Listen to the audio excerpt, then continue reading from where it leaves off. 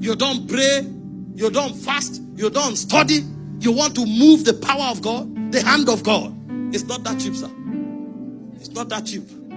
For you to even discern the movements of the Spirit, it may take hours of priesthood to begin to know the difference between the air and the wind called Ruach HaKodesh. It will take time to know the difference.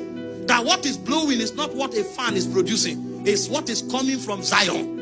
It will take time to know that the sounds you are hearing is not the keyboard. It's the voice of many waters. It will take time to be able to know when to climb from the sound of the keyboard to the songs of song, the sounds of the Spirit, where angels are whispering echoes from eternity. And those echoes become the ladders through which you are sent to heights. And it's from those heights that you can stand and speak and say, let London be free. That will not be the voice of a man. It will be the shout of the King. And when you talk from that height, even the gates of cities will open. Did you not read? He said, who shall ascend the mountains of God? Who shall stand upon his holy hills? He said, it is they that are of a pure hand. They've not lifted up their soul in vanity. These are the ones. It's from Zion we stand and we shout, Shabak, and doors of nations can open. There's an alignment. There's a procession. Jericho does not fall because you came with trumpet. Jericho will fall because you align with the armies of heaven. There's a gate called Mahanaim where you dance the dance of the Spirit.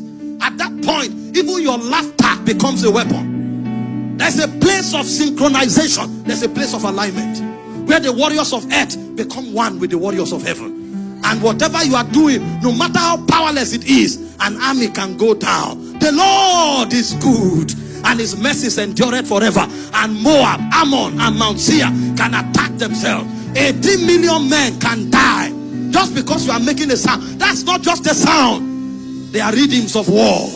They are chants of alignment. They are realms in Zion. But how can you know that language if there's no consecration to take you there? They were looking for Daniel. They thought he was part of those who are going on holidays. No. The guy said, you can give people positions. He said, I will sit at the gate. And while he was there at the gate, a hand appeared and wrote something. Nobody knew the language. If you don't know the language, how do you interpret it?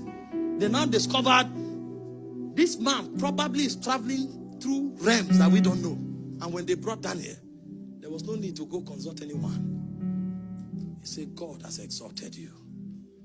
He has given you a kingdom that expands the whole earth. And you decided to worship the God of iron and of stone. He said, it's for that reason that this hand came. He could tell you why the judgment came. So this guy is not guessing. And he went further to step 2 by reading it. Mene, take over sin. And he went to step 3 by interpreting it. He said, Mene means higher. You think they take Babylon by talking? No. You take Babylon by sitting at the gate. There is a power that consecration brings into your vessel. This is why when you start consecrating, your flesh will rebel. But like Paul, you will beat it and bring it under subjection. You will beat it because your generation wants to hear something that is stronger than Queen's English. They want to hear the echoes of eternity. Your voice must travel yonder until when you speak, it becomes like the sounds of many waters. That's the generation God is looking for. Men that can walk on earth, but their heads will be in the Spirit. Because they are part of the assembly of Zion. When they talk, they read scrolls from eternity, judgments and legislations that were passed. Some of the territories that are in darkness today, the judgment was given 50 years ago, but no man can go there to collect the scroll.